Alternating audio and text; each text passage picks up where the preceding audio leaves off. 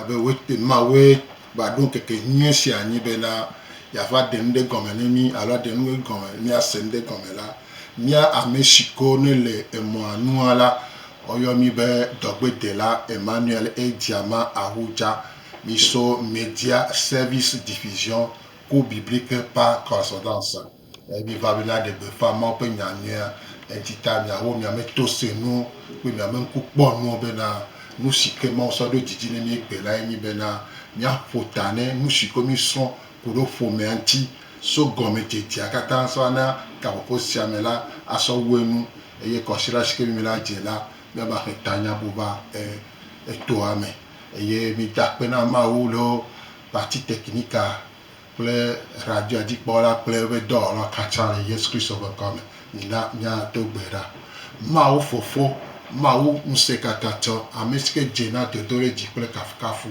mi yira o emi dole ji ela bena we na bena agbe mo pa gbe agbo agere mi ame emi le afote mi le poton kusu mi gbon agbe yala ma o ape emi ba pe o ka po si an le Yesu Christ over come na ba hozi no le ho ame ple partie technique akata ple ayabara pe nous sen ple di de popo nous so katana na leo la sisene le Yesu Christ over come na nous sian ki mi awala na gere tonyo me na gere jinyo me yehoa mi so dishadi sikere le wape radio alo nyase mo anu ka popo siame yo keto dare bena ya sela mi blo la sioma e mi do sene rondriba pe nous so ple Yesu Christ over e mi tono be kaba nkukuku gbagbo mo na jo tita agbeto emi ni enyase agbenya ma o gbagbe apena o ni so ka popo si agbe la sioma va je gome kudomi va yiji kudomi e na wonu kudomi e nu wonya so bubu pra pe dada na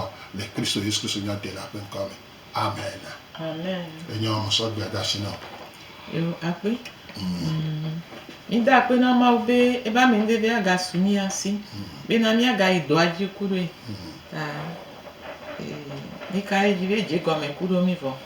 Mi le pompo kudo pome ke otudo ma ube dodo mi. Mi pompo kudo leke ola tro do pome oke pome oke mu le ma ube dodo aji nwiro ye he kuyo kudo maso ova mi pompo kudo anti kemi ape nu popua ele tote do nukel lododo pa gban le we ni pipi bla be vove a mi le gbon be na ma ube nya le gbon na mi le fun be ameke ponyo nu a epo nu e mi gbon ba ameke ponu ya o le na bene ye ezuna nu ela nu egbo so ye mi gba le gbon be na efeso to pa gban le ta ton pipi bla vivo aton le gbon be na enyo nu chan ke pon mu so a epo de gi no kan de ye efeso to pa gban le ta de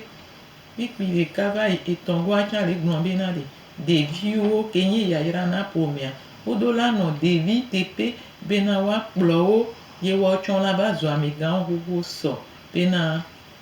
wo chon la che kunwede bena ma obe pomia e la jide ji so ke ami ponu pokuro leke ola don pome ke ejo le ma obe dodo noa alo pome ke ngbale dodo nwede ale ko la do edo emi gbon bena ehia game na ami apare pepe le pome mi vana me bena ni mi ba do mi abe pome voa mi ga ba pona game na mi abe pome o mi pona game na enubuo uro nu wo ke ya mu le veve na ma uso pome ke ento do debe no menu debe nu tata nu bena ye be jile pome mi ga ba pona game na ya ta ehia bena ne pome ala no ma ube dodo nu ye pome ala dodo ehia game na ebe pome enyi vosade ke enu sugoji nyon goji olawo na pomia ye vegwale nyebe na kadedea ehia tepe aponu pododu ale susu ododu ale nya opo adenu yo dego na pomia pe ngoyi veve to apomia anyi no dodu enu popopo dodu ade ngle dodu ade susu dodu ehia veve de nto wa eva vene me bena mu va nyina ni no awo do po na bo le do npo na yo alo ya yo ndo game awo odo game ko do pome kwa odo game ye ko do pome kwa ihe be mi ana ndodu ya ponu pododu ya le nya oredu ya le nya okpo ade nu nyo de gododu ye la na be na pomea ila te na nyinwere ye le enwa mecha mi le ponu pododua mi la no so ke mi ano no dodu so ke ila so ala no so akpari pepe amunyebe osoke sokwa bo mi aso no ke mi ano no gbèsè àgbè egome ke mi gbe le mi ano no gbopa mi ano da fo mi ano no jipe emi la so no ke àgbè wọn mi la no ye mi la gba mi le gbon be ton wa yin be ami si ami la yan no bia be lọnà be gbe gbọgbọ ele vevere nto ne ohun te nya esron be lọnà be gbe gbọgbọ o la no onu bu no la be ile we kaka bo omule kasi ebe ji o omule kasi ebe luvota omule onde pepe o omule onde pepe ni o ne flower chan le funwa ta ke me hia si ola ne ta ke me hia eko ola todo eko gome ne ne be yin na gbe to chan wa me si ame kuro be lọnà be gbe gbọgbọ mi gbọn be ele amaton mi gbọn ba me re ya ejina be ne wo odo a no gbo va pe kafui na da pe ne ela George ne jira do a kafui ne le gbojo ado hun sen ele vevede wa ele ole de lọnà fi won amede ya le jibe na ye kwa amede enya le si ame ke voa ela kafui wo sron musa lo son nyonu a eula so game wa adoto evegon wa asebe jimenya de un gbagbon nya de ne chan nya kele jijine a jagba na doto e ne dele goa e wona ne nwere e wa munye be ga ke me ole po tele a yo la ba da be awo mi bro be e wa ele jiba meke la so ebe game ebe nti la ebe nkuvi ebe sesele la me aro po nkuvi to jine nkuvi bo jine tututu ye la no de ebe jimenya ne game anu kele we a ela se gome kulu enye chabe lọnà be gbe gbọgbọ mi le gbọn be amede to enye be na wa pere nti ne lo odore a wa odo akuru vitu kire ko akuru ya o chan so aparika e jona jine nto ifion be na ogogwe oloen ole so dere mi ne emi bro be enegwan le yin ko ne ole ya opo nunu ya o donc ye ola so apre nunu wa aso vane ne munya si hohwa ele beberio leke oyi yo donc yo so no avania enu nana to hewa e jona jine nto ewa ebe gọọmenti de chanye nuko okoko sron nyonu aro jime okoko sron uso are jime ole zon kuru yo la son nana vania echona jine ye wo nto chan apo gbono no enye mu nana to gede kene trone po wa ya mu hia ba ka sin kuru echon e trone po wa ele po be oso do ku oson ne ye atongwa le ninu ko ano kasienti kabakaba ano lilia asienti kabakaba alo ano kweda bo merikia ejona jina ne be amelio efion be na olon o le wa gbo o so de le me na enye lọnà be gbe gbogbo ama tan be nya ke mi gbon ye le ene gbo le yin be na ke gbe mi awola yin bi yin da mi apata bobo yin ba gbe ela no mi ame ne bobo yin ba gbe ehiana musu ehiana yonu ehiana devio egon be na me pepe mu de bribo ne ga ke me no vi o to no be ao eya lekea alo onto opo be nu mule idododo nu so bobo nyenye adoje sibe eya mule yo eya yin mu we nwere o atro jranu do kaba gbagbodo ki obe ya ile ta na ende pepe ye imate njago no jago pa no pojesi ne aonu ya ajranu do enye apasa gana gbo dodo de ji amedoku dodo de jia eya mule kadede nwe to mele pomema ne bobo nyenye lasio musu nyonu a milana nyinwere eye nenye be okwa jesi be ye davo ye mu wo nwere o eya mule tepea ewo ko ponu ajesia ewela nya meke lasike tutugba adonudo o ma no te po be ya yi mu we nwere vo ya meke ya nponye a ilava wo nwere awo nuko kwa jesi le pomea me yo nya be mu yi na nwere o ewo ke ma una me nveve yo po be mu yi na nwere a ewola de nu jajira do ba fo ye ebigon acha ela po de nwale gbowo eya ehian bebere nenye be na opo ejesi be leke be la ya leko lawo ola tati dokuyo be na ma unto ni plo le gbedo da me mi matin le pomeme mi matin tromia no o ma ten trɔ srɔ̃ŋusu esrɔ̃ŋusu tsã ma ten trɔ o vɔ ame ɖe le ke la ten trɔe na o o ya ko kpɔ be mu le nene mu nene be la yi wa ayi meke gbɔ ayi papa gbɔ asɔ nya do ebe ŋkume eya ke ele na ame sia ame be dzi ɖe asi ese na ame sia ame be sese le ame gɔme ese na ame sia ame gɔme tɔxɛtɔxɛa ne o sɔ nya ne kpɔa ela trɔ nu si gbe ɖe ko le dzia ye o la kpɔ be na enu la nyɔ le eƒomea me kea míabe ƒome mea kuɖo míabe srɔ̃ɖeƒe wa exɔ be nyi mi le tugbe sia gbe mi le tugbe sia gbe bena míanɔ eme ne o le tu xɔ be o la nɔ emea o ɖo la tu xɔa nyuie ɖe bena ne o ŋutɔ o le emea o la kpɔ dzidzɔ o ŋutɔ o le emea o la kpɔ be yi le dedienɔnɔ gã aɖe me ye ke nyi be exɔ be nyi ye mi le tua mi le tu kuɖo meke o mi le tui kuɖo Mawu ye mi le tui kuɖo Mawu egɔm bena ye do esrɔ̃ɖeɖe anyi ye do ƒome anyi ta mi le tui kuɖo Mawu ye ke nye be mi le tui kuɖo Mawua mi do la le ŋku ɖo ebe mɔ ko ta ebe nu ko eku ɖe nene be nu ŋuti ena dodo ku ɖo nene be exɔtutua ŋuti ena dodo ku ɖo nene be ƒomea ŋuti ye mi do la le ŋkuvi ɖe eŋuti ye mi la wɔ ɖe dzi eya ele dza kplɔ mi bena míatu ƒome nyuie ɖe eye míanɔ mía ŋutɔ tsã míabe ahome nyuie ɖe kuɖo dzidzɔ kuɖo ŋutifafa mi do la tui kuɖo mía ŋutɔ míabe nunya o awo mía ŋutɔ míabe nunya mate tu míabe ƒome o Mawu be ɖoɖoa ela kpasa mi do ela kpe ɖe mía ŋuti bena mi la tu ƒome ke ela dze dzi na mía kpata ehia mi do la nya bena mía kpata mi le fa nuku ye o le fa nuku o do la kpɔ egbɔ bena enuku nyuie tɔa ye yi la fa bena ate va xa enu sugbɔ alo enu nyuie le nene be enu me ye mi gba le do ŋku na mía nɔnɔ be enuku nyuie wa me ke gbɔ be nɔnɔ Mawu gbɔ be nɔna Mawu si be nɔna Mawu ya gbɔa enukuwo le ke mu vɔna gbeɖegbeɖe o ŋutia mi do la nɔ xɔ nukuwo le Mawu gbɔ ye mi la nɔ do eku ɖo Mawu ela na bena mi la do nuku nyuie ɖe ye mi la nɔ kpɔ mɔ tsã na enuku nyuiewo be haha ye mi la do nukua kuɖo lɔlɔ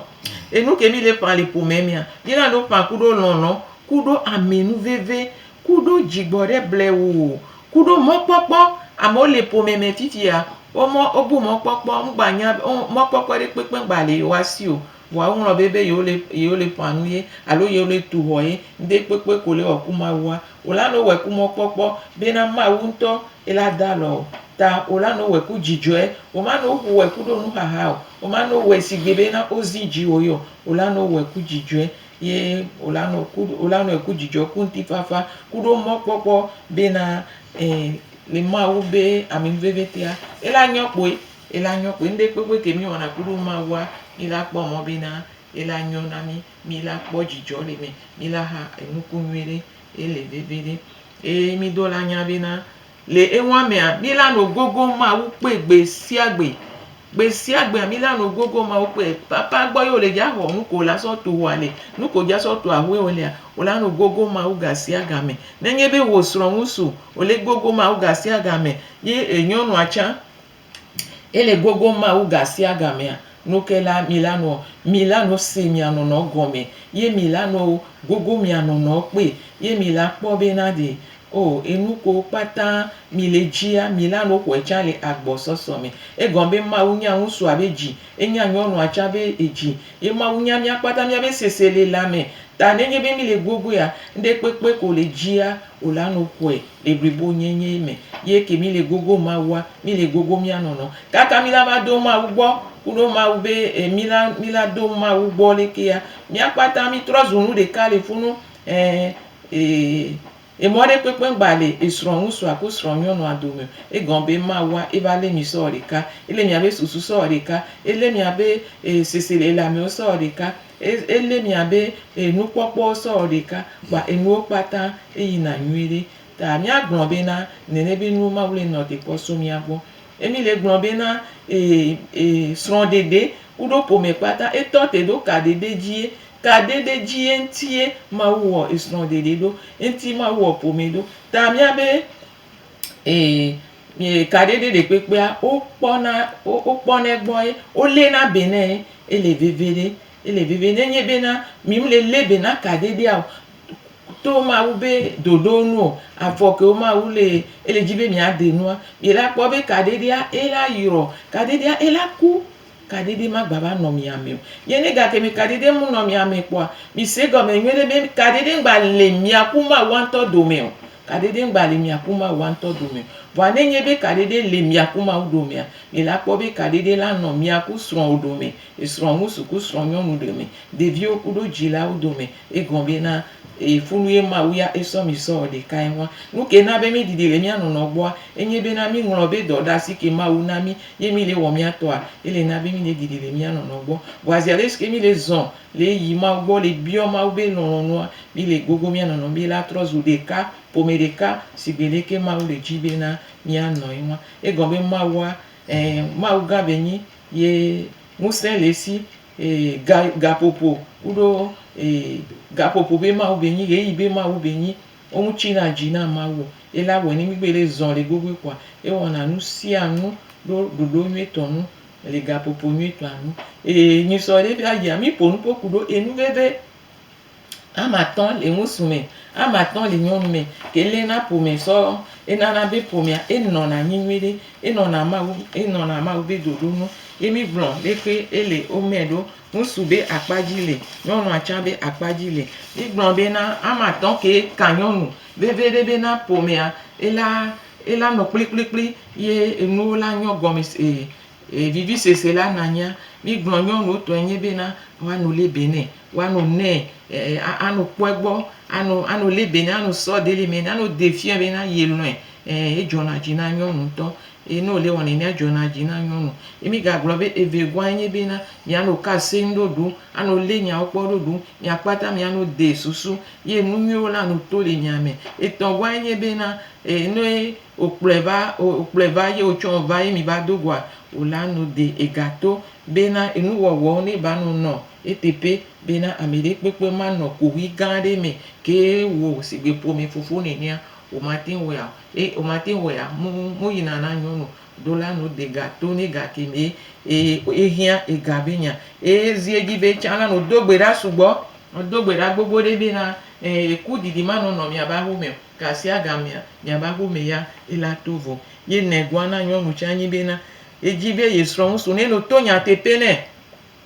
ne no gblɔ edzime nya nɛ ne ye tsã ye la te kpɔ be kaka ɖe dzi le yewo dome ye tsã ye la te nɔ dedienɔnɔ gã ɖe me mu dzina be ne nya ɖea ne va yi se le ame gbogbo ye o mu dzɔna dzi na nyɔnu nyɔ dzina be woanɔ gblɔ ŋutsu ne hu eɖokui nɛ ne hu eƒe dzime nya nɛ ya tɔ̃gɔa na nyɔnua enye bena ŋutsua eɖola dzagbagba la keke ebe akɔta la kpɔ ahoe dzi le ega gome nuɖuɖu gome edɔlele gome hiãhiãwo kpata gome la ŋutsua eɖola wɔ ebe dɔ ɖe asi ɖo ɖa nyɔnu gbɔ edzɔna dzi nɛ ye nyɔnua ela nɔ dedienɔnɔ gã ɖe me mi gblɔ be ŋutsutɔ tsã amatɔ̃a ema ɖo tutu gbã nye bena ye ku nyɔnua be goɖoɖo le abadzia ehiãna nɛ ehiãna na ŋutsu gbogbo ɖe ne eŋua ɖe nɔe mea ŋutsua ele kpɔ be wò nyɔnua wòle gbesɔsɔ nɛ wòle ebe akpadzi ye lɔlɔ kuɖo zozo nyuie ɖe nɔna ƒomea me ne ŋutsu ele dzi esrɔ̃a nyɔnu kpɔa eɖola sɔ eɖokui sɔ nɛ eŋutɔ be nu ye le ŋua mea mu nye gbɔɖɔɖɔa ɖeɖe vɔa enu sugbɔ le ke egba tona le funu egɔme wo gogo na woanɔnɔ kplikplikpli mi gblɔ be vegɔa tsã na ŋutsua enye bena edzi bena edzedzia yeanɔ deka me eye yeanɔ to anɔ ka seŋ kuɖo ye srɔ̃ yehlɔ̃ ŋutsu buwo vɔa mi da do gbe ɖa be woabe hlɔ̃wo tsã wola nɔ kristo me ye wola nye ame ke wobuna tame nyuie ɖe etɔ̃gɔa nye bena ŋutsu dzina be nyɔnu ne nɔnɔ kɔkɔe gasi agame ne nɔnɔ sɔsɔ dzi gbegbe kegbe yi kpɔa ye enɛgɔa tsã ena ŋutsua ele nyi nukɔ ahoea me la nɔ kɔ eye enuwo kpata la nɔ gbesɔsɔ so ebe ƒodo gbɔ kaka sɔ na ahoea gbɔ ɖeviwo be nya gbɔa ela nɔ kpɔe gbɔ ye atɔ̃gɔa na ŋutsue nye be wola nɔ do bubu ŋuti ano so be do pe so ne akpo be na yenyeta ejine wa bebere ega kemi ole wene kwa akwe nwa ino na nwere enu pata ele bebere ta mawo ebio ewon pata so mi agbo enenye be mi le jibe na mi apata mi ano dede no no mi do la lebe na enu amaton wa ke ele bebere na amisi ame na be kadede a eno na nwere ye bivisisi no na eti ni so ke mi ba ya mi ponpo kuro eson dede ameton ke mi le no mi ele fifi ye mi no na agbele ameton apata me bo mi do la nya be ekenyo wo le ameton apata me mi do la chen mi do la chan ekenyo wo e ba pere mi anti ni le gbon be eson dede tutu gba ke mi nya nye be na mi atogbe to enyenu ko ne o jara ide so anyonu do la bu nswa abobodo ki ona nswa nsu be yin lo eta be yin lo yo blona na mi unyenu bara be yin o be yin onu la bobo edo ki na so enu nwere be yin wa o ma zin eji o o la tati o la fi anu kuro nti o la tati be la wele dodo nwe tonu ye munye be na odola o la do to la bobo pa evo awo agbeto eyin yonu acha ta umdo na nku tuna musu ado tututo depo blona ne be musu munya me no bevi enyon munya me no bevi o enwa mu le ma obe dodo nu tututo evegwa ele nyebe na fifi asukuru iva do sugbo ye mi glo be nku me kokota nyonu acha o si tebe awo ekota fu mama nya ekota fu no nya awo o ma gba ta fu nenyo ncha mu school ncha le dokunye si ncha le sanu no to ncha mato no gbon le ke ancha ma gbon ni musu agbon le ka gbon na ma ton fan parce que ele po be icha isokudo musu ene mu ne o icha yele dokuisi gbangba buna ta me kudo ahuyanti kakaka o ebuna amese me buna ta me do edokwinti musu acha no buedo na no buta me so edokwinti nyonu acha no buta me so edokwinti ye devia ode devio ya de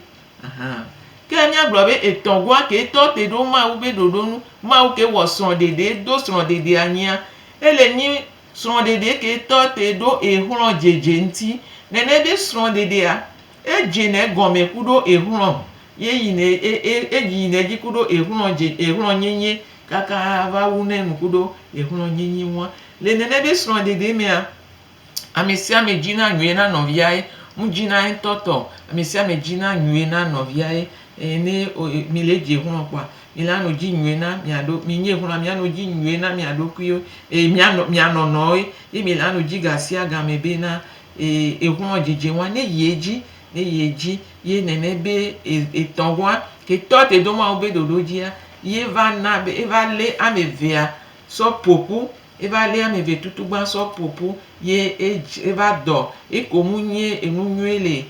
tutu gba to a kudo evegwa ova eva dodo egome munye enu gbegble be yin be wa bobo wa doku o wa munye jizizi be la nyebe anu lifen yo ola we kudo jifae munye enu gbegble be yin be anu chola ole odo aporo ku o gbo ye ocha ola no do pi o si o munye enu gbegble be yin o ma no poro ku o anro be esro musu alo sro nyonu mi be na mi a pere mi antie ya ji mi anono be nwe ta enu tutu gba yin be na ola ji no vi obe nwe kengwe potiawo elava ye funwa lonlon ko ele funwa yin be na lonlon ke mutona te do nenye be nti o lonlon ele eso ma gbo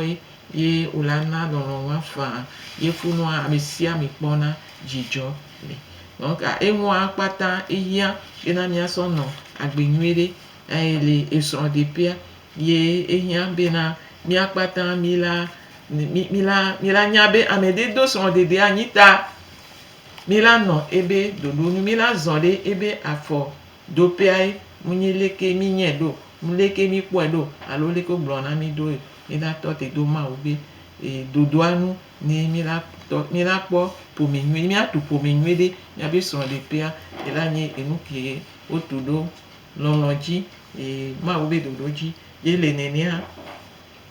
jijo no na son de pe won muti fafacha ino na po mi wa mi dede no no bribo no na funu egon be ma obe kekelia to po la po mi wa no gbe le ma obe lolon nu mi kwa ma ube keke lia ela tokpo pour na mi ye bientôt mi nya be na ti ke ma ube keke lilia enya na viviti viviti nkpona tepe le funo ye futo cha nkpona tepe le funo ma unto echona nenebe esron de pe aji ye mi la kpo be o so sron de pe won so kudo Salomo pe agbale bla ve alofa de kabla ve wadrin kudo Salomo alofa de kabla ton kudo Salomo alofa de kabla ve vonyi ye funua dedie nono gare jijo gare nti fafa gare ya iracha egbanago ya mere pe ke gogo mi egogo son de pe wa o nyina o cha pona go mi le ya ira wa mi bia ma wule don semi ego mere pe ke ma obi oso mi abua ebi okudo mi abe ebi ona mi ape nyoe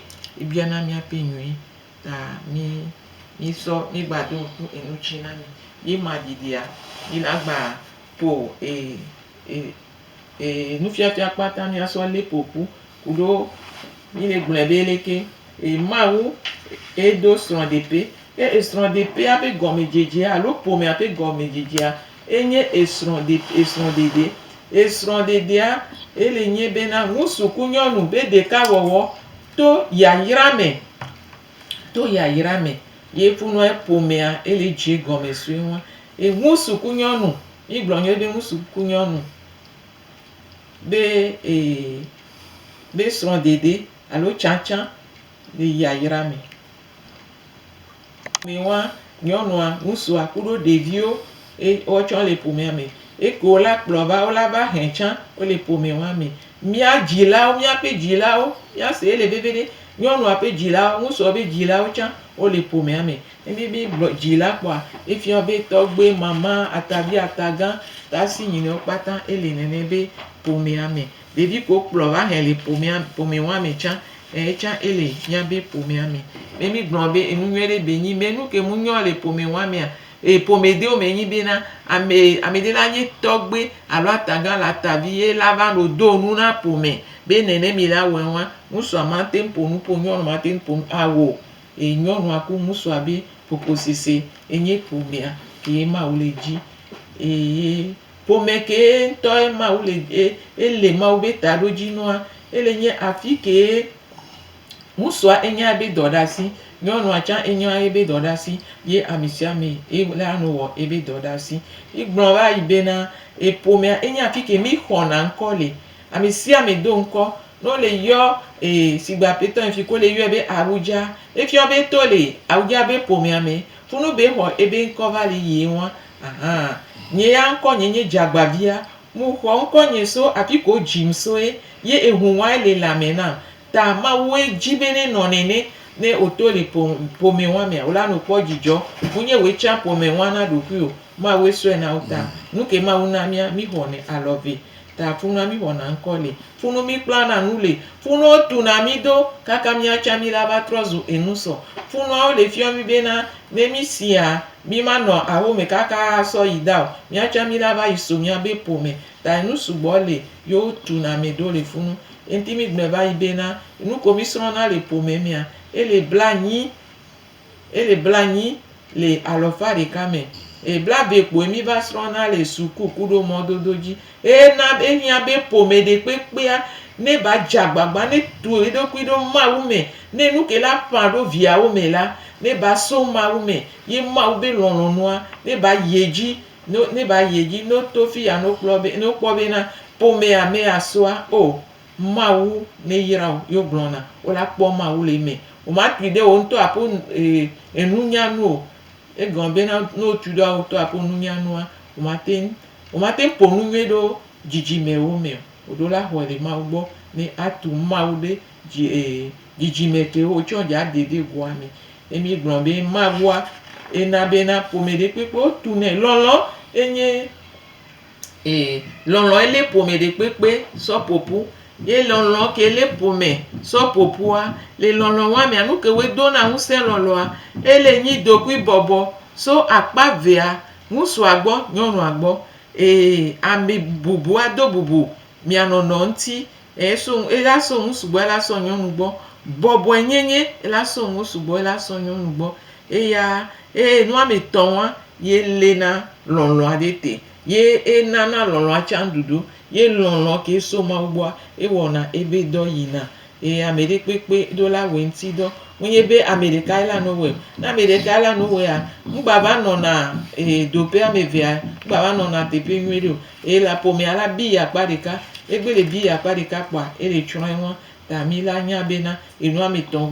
wɔn eku ɖo ŋusu ŋuti eku ɖo nyɔnu ŋuti ye ɖeviwo ya wola kpɔe wola ge ɖe me ye na bena Mawu na ame sia ame dɔ ɖe asi le ƒomea me ena ŋusu dɔ ɖe asi bena eye la kpɔ ƒomea ta ke nyi ta ŋutia ela kpɔ ƒomea ta ela kpɔ ƒomea be dedie nɔnɔ ƒomea be hiahiã ƒomea be ela ta mɔ na ƒomea ela ta mɔ na ƒomea ela nye kpɔɖeŋu na ƒomea si gbe leke Mawu etɔ Mawu gbɔgbɔ kɔkɔe Mawu evi lea etɔa ela le ƒomea sɔ ƒoƒu si gbe leke enu ame etɔ̃ wa wo le do ɖu le trinité me trinité me trinita me Mawu tɔ Mawu gbɔgbɔ ku Mawu via emɔ ɖe kpekpe mu nɔna wa ŋuti o wonyi nu ɖeka ta ƒome fofoa ela wɔ siasia bena ebe ƒomea ela nye enu ɖeka ke emɔ manɔ wa ŋuti o ye ƒome dada ke le gbɔgbɔ kɔkɔe be teƒe le ƒomea mea ela nye ame ke akɔfala efana kɔ na ebe ƒomea efana kɔ na ŋusu efana kɔ na ɖeviwo ta ŋutɔ la nɔ xɔ ela nɔ xɔ akɔfafa ga sia game to gbɔgbɔ kɔkɔea gbɔ egɔme be gbɔgbɔ kɔkɔe be teƒe be le ta gbɔgbɔ kɔkɔe be dɔ be le wɔ le ƒomea me ye ela gba nye ame ke fiɔna nu ɖeviawo gbogbo ɖe ela fia wo ame bubu ame xɔxɔ ela fia wo ɖokui bɔbɔ ela fia wo kɔkɔe nyenye kuɖo dzadze nyenye ela fia wo nu sugbɔ ela gba fia wo Mawu be ɖoɖo tsã le sɔsɔ ke ela fia wo veve ɖe egɔme be amewo lea wonya nu ke tɔ sɔsɔ ke o evi nɔa Mawu edzike Mawu na mía mi do la wɔ mía be dɔ ye ebe dɔ ɖe asi gã ɖe tsã nye bena ela no ƒoto ɖo ke nye be la no ƒoto ɖo ta ŋutɔ la no xɔ to ƒoɖo so gbɔgbɔ kɔkɔe gbɔ bena ebe to ƒoɖo le ela na be ƒomea la nɔ nyuie ɖe ƒomea la tɔ te nyuie ɖe ƒomea la tse ku nyuie ɖe ne o va yi xɔ to ƒoɖo o mu xɔ to ƒoɖo le gbɔgbɔ kɔkɔe gbɔ ye o va sɔ ŋutɔ aƒo nunya ne ƒomea gbã Mawu la biɔ ta ehiã bena ebe dɔɖa sia esugbɔ elolo eta ela no xɔe le gbɔgbɔ kɔkɔe gbɔ ye si gbe nyɔnu be dodo gãtɔe nye kpeɖeŋua no be kpeɖeŋua efiɔ bena Mawu na nyɔnu ŋusẽ be la kpe ɖe ƒomea ŋuti ye mi la nya be ame ke sẽ ŋua ye kpena ɖo ame ke mu sẽ ŋu tututua ŋuti o mi mu gblɔ be ŋusu sẽ ŋu vɔa le gota ŋusu sẽ ŋu vɔa Mawu ya nya nu ke sɔ ƒo ɖo nyɔnu me sɔ wla ɖo nyɔnu me ye enɛ dɔ ɖe asi bena ela kpe ɖe ƒomea ŋuti ta nyɔnu eɖo la nya be ela ku ɖe gbɔgbɔ kɔkɔe ŋuti kplikplikpli bena yela te wɔ yebe dɔ ye sigbe ɖeviwo wa nye wotsɔ le ƒomea me sigbe fofo míaƒe tɔ Yesu Kristo be teƒe le Mawu be ɖoɖoa nu Mawu tɔ Mawu gbɔgbɔ kɔkɔe Mawu vi me ye ɖeviawa wo le nɔ sigbe Yesu Kristo ta woɖo la nye ame ke dona to ye wo buna woabe dzilawo sigbe leke mía fofo Yesu Kristo bu etɔa ke esena gbɔgbɔ kɔkɔe be gbe kaka ye te sɔ wu edɔa nu ena ebe toɖoɖoa na be ewu dɔa nu le anyigba dzi ye egbea enye mía fofo enye fofo na mía kpata enye fia na mía kpata enye aƒetɔ na mía kpata ta ɖevi ke le dzi bena Mawu la doe ɖe dzi ne sɔgoɖoa ya nye fofo ya nye dada na ƒomea ya nye aƒetɔ na ƒomea ya nye sitsoƒe alo ya nye vɔvɔli na yebe ƒome ku ƒome kpɔtɔ eɖo la nye ɖevi ke dona to ebe dzilawo ye wɔna ebe dzilawo be lɔlɔnu ye dɔ ɖe asi ke wosɔ nea ewɔnɛ kuɖo ɖokui bɔbɔ kuɖo akpeɖaɖa ta Mawua ena mi ame sia ame dɔ ɖe asi be mi la wɔ ye ewo kom te wɔ tɔwoa eka o la Mawu la biɔ wo akɔnta ta Mawu ele dzaxe fɛ na mía kpata elɔlɔ ŋuti ebe sɔ dɔ ɖe asi na mi ele kpɔ mɔ na mi bena mi la wɔe ye ebe yayra ela gbã go ɖo mía dzi le Yesu Kristo be ŋkɔ me. Amen. Akpe kaka be ogudu me ya ame si ke me se kpɔ la o se gbea la akpe na Mawu gapopo vitukire kpɔtɔ la míasɔ kunka ne todzinɔlawo míanɔ alo míadada la edze gɔme so ƒomea nuke nyi ƒomea leke ƒomea la nɔ lo leke nusianu la nɔ teƒe ye ƒomea azu yayra la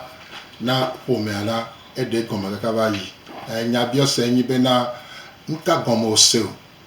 eye wòdzi la gblɔ nya ɖe alo abiɔ nya ɖe la egbe la mi dzawu etanya ya tsi nyi ƒome ƒe tanya ŋuti nyake le asiwò nyabiɔsɛ ɖe le asiwòa ekpɔtɔ mi tsi vi sue ɖe míahunka 93 04 38 38 93 04 38 38 blasi ɖeke vɔ tɔ̃ na ɖeke ene blatɔ̃ vɔ nyi blatɔ̃ vɔ nyi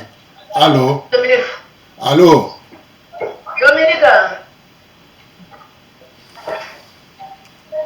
alo mi le kuku fi kɔ yɔ mi so mianya miabe ŋkɔ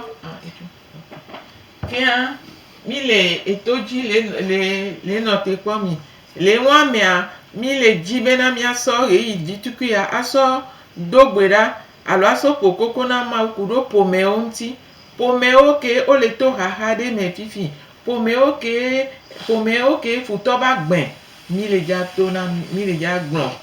míawɔ ɖeka míagblɔ na Mawu be Mawu ŋutɔ netrɔ dɔ ƒomewo ɖo netrɔ fɔ ƒomewo ke ekaka ƒomewo ke gbã Mawu wònye dɔɖɔɖo ƒe Mawu wònye etɔ nyuitɔ wòe do ƒomea nyi ta mi sɔ ƒomewo ke le to ɣeyiɣi sese me ƒomewo ke le gbãgbã be mɔdzia mi le biɔ be fofo wò ŋutɔ trɔ tsawo trɔ bu agbewo trɔ fɔwo trɔ sɔ dzi ɖe ƒodoa me. alo yo Allô. Bonjour. Allô, bonjour. Allô, mi de se miabe ŋkɔ. Allô, mi de se miabe ŋkɔ.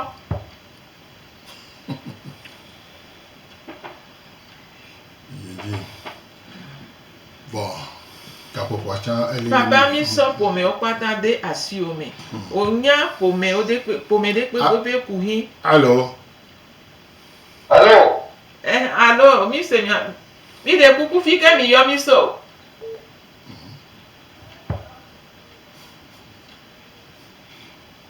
Eyan bon leke nya le lovi fia la ekamba le huhu mia dogbe ɖa ne mia sɔ todzinɔlawo ke ƒomea le ʋuʋu gligligli la ne asɔ de ma ƒe asi me dogbe ɖa. Papa le Yesu Kristo be ŋkɔ me mi sɔ ƒomewo ke gbã alo le gbãgbã be mɔdzi gblẽ ɖe asiwo me bena wò ŋutɔ atrɔ tu ƒomeyawo ɖe aƒo lɔlɔ̃nu me atrɔ tu ƒomeyawo ɖe sɔsɔ ke me atrɔ tu ƒomeyawo ɖe aƒo ŋutifafa ku ɖo aƒo dzidzɔ ƒe mɔdzi elabena ŋusẽ le asiwò ƒome ɖe kpekpe ke edo ku yi fifia papa woe nye do ŋuti enyawoa nye do ŋuti ŋkɔwoe nye do ŋuti gbɔgbɔ kɔkɔe na do ŋuti le ƒomewo kpata me elabena wo le dzi be akpɔ ƒome ɖe le kuɣi me alo nuxaxa me alo gbegblẽ me do wɔ asi ɖa gbɔgbɔ kɔkɔe ge ɖe ƒomewo me eye na wɔ dɔ ke dze le ƒomewoa me nana be nugɔmesese ne va sɔsɔ ke ne va bena ƒome ɖe kpekpe ne ba trɔ do ŋku atrɔ yi woabe lɔlɔ gbãtɔ ke le wa me ye ele va ƒoƒu yo wɔ ƒome egbea na be lɔlɔ gbãtɔ wa ne trɔ va le ƒomewo me dzidzɔ gbã wa ne trɔ va ŋutifafa wa ne trɔ va le ƒome ɖe kpekpe me enu ke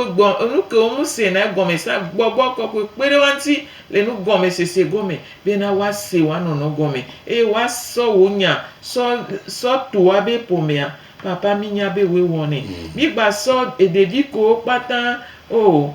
le wa tɔ gbɔ alo wotsi wa nɔ gbɔ wotrɔ zu agba na wa nɔ ke wa tɔ mu le wa gbɔ ame ko wa tɔ kua gbɔgbɔ kɔkɔe ewoe nye tsyɔ̃eviwo ƒe xɔname ewoe nye tsyɔ̃eviwo ƒe ŋusẽ ta mi biɔ bena wo ŋutɔ aƒu dziƒonu na ƒomewo bena agba wa wo ŋutɔ aƒoe le wa nɔ si ebe bena papa woakpɔ nuko la ɖu woakpɔ nuko la ta woakpɔ nuko la do ebena suku be nyawo papa ana do ŋuti edɔkpakpla ya na do ŋuti bena dɔɖɔɖo ne va ƒomewo me nyɔnuwo tsã ko dzi vɔ yo tati kudo bebe sese alo kuhimpia gbogbo kokwe na bena eno be jine trode o wa be evio nti bena no site no wa jiwa be vio po no site wa tro ya fi koso be vio dade bena wa po devio be nono dodu papa ewe wona si opata bena papa devio keji gbana wa o gbogbo kokwe wonto atro apo abiwana o enyom ko jigbana wa gbogbo kokwe na donti musu ocha keji gbana o udo kuhie o esron de be kuhie ontire gbogbo kokwe ewenyi dododo pe mawo ewenyi donti pe mawo na be na donti neva na be dododo neva soso ke neva nu gome sese neva papa omudo be vino ne glebe video omudo be vito ne glebe video de pepe ke filon wa de pepe ke fide ka wa de gbogbo kokwe tro nenebe nova wa be dodo me de o lorun nu me le Yesu Christo ben comme minya be o latin we bebe sese be dio papa jigbagba o tro yodo jigbagba o ado asonti papa so do bebe sese tepe ayodo ejio papa bena ejio na po dododo ejio na po katutu ejio na po unti papa bena papa esi o ma plo ichochro me o ke bon ola plo gede di po fi alupe na me papa ewenye doyola baba ton luwo pe doyola gbogbo me pe doyola gere po me o me amedo papa o le ahamumu ahanunu be babla te gbogbo kokwe de zona tuka o la hamumu be asime amedo ke de ke masole me tuka o le de ke masole me be asime amedo manya basime gbogbo kokwe na be nunya ne suwasi be na nunwe ko sona wa wate wenti do wate po gome papa amedo ango kuku to le o sobla o le kwango wanto abe view wanto abe sron gbogbo kokwe tuka o la ngo kuku be asime tuka o le de ke masole me be asime tuka o le gbegbre pasime be na po me o pata dododo neva totro neva gome sese neva do de kawo neva muti papa neva le esron kudo sron to dome evi kudo jila o dome bena papa wo kontina ko ejio la si o me o la tenwe ye dododo la tenva mi biesi o kata kudo ape dada kudo bubu le Yesu Christo ben come amen amen ne mi dia bastende gomme kudo son de pe musi antila il y a eu les 90 34 31 53 90 34 31 53 quoi ya bastende gomme le pour me ma on ve mianu et nous le dit là que les miantia 70 41 09 27 70 41 09 27 99 48 35 45 99 48 35 45 voilà la que les mianti nous dit là que les tio les nous si ogomela monde de les ya dogbera ya so monde de les ameke là-bas ma on se katata me dakpe no le Yesu Christo na ben comme elle a bena toji no lo senya so ga pe mi je gome so fo me nyantira o promi e ka mi bado egbera yo wa mi so toji no lo de asimena o ka po de mi ja pala gbogbo kokwe a o do potia mi so ami kwa sha kata le o do le radio shala brele wo asime bena o ya ya me gbe ko do no la ne suwa to asire Yesu Christo ko come amen amen